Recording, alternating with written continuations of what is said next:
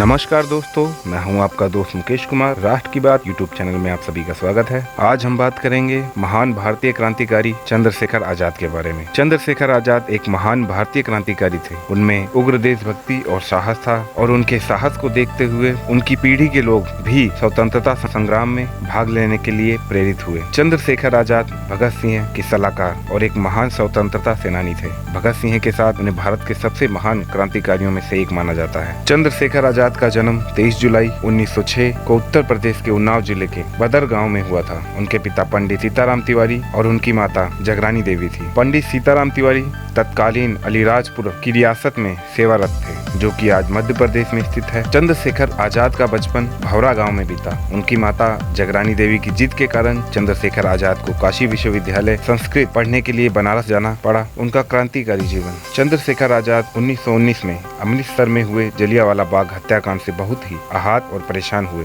सन 1921 में जब महात्मा गांधी ने असहयोग आंदोलन की शुरुआत की, तब चंद्रशेखर आजाद ने इस क्रांतिकारी गतिविधि में सक्रिय रूप से भाग लिया। उन्हें 15 साल की उम्र में ही पहली सजा मिली। चंद्रशेखर आजाद को क्रांतिकारी गतिविधियों में भाग लेने के लिए पकड़ा गया। जब मजिस्ट्रेट ने उनसे उनका नाम पूछा तो उन्होंने अपना नाम आजाद बताया। चंद्रशेखर आजाद को 15 कोड़ों की सजा सुनाई गई और हर चाबुक के प्रहार पर भारत माता की जय चिल्लाते रहे। तब से चंद्रशेखर को आजाद की उपाधि प्राप्त हुई और वह आजाद के नाम से विख्यात हुए। स्वतंत्रता आंदोलन में कार्यरत चंद्रशेखर आजाद ने कसम खाई थी कि वह ब्रिटिश सरकार के हाथों में कभी भी गिरफ्तार नहीं होंगे और आजादी की मौत मरेंगे। असहयोग आंदोलन के स्थगित होने के बाद चंद्रशेखर आजाद ने अधिक आक्रामक और क्रांतिकारी आदर्श की ओर आकर्षित हुए। उन्होंने किसी भी कीमत पर देश को आजादी दिलाने के लिए खुद को प्रतिबद्ध किया। चंद्रशेखर आजाद ने अपने सहयोगियों के साथ मिलकर ऐसे ब्रिटिश अधिकारियों को निशाना बनाया जो सामान्य लोगों और स्वतंत्रता सेनानियों के विरुद्ध दमनकारी नीतियों के लिए जाने जाते थे। चंद्रशेखर आजाद काकोरी ट्रेन